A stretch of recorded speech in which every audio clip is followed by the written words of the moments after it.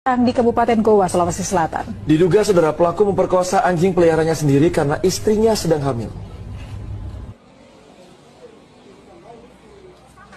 Sejumlah pemerhati satwa menyambangi markas Polda Sulawesi Selatan untuk melaporkan kasus pemerkosaan hewan atau anjing yang diduga dilakukan seseorang di daerah Kabupaten Goa. Kita dari sisi penyayang hewan juga merasa terganggu, tentunya juga mungkin masyarakat, karena ini kan hal yang sangat immoral ya, maksudnya nggak bisa diterima secara moral oleh masyarakat gitu kan, melakukan hubungan bersama hewan gitu. Sejumlah bukti pun diperlihatkan ke polisi untuk dijadikan dasar agar laporan ditindaklanjuti.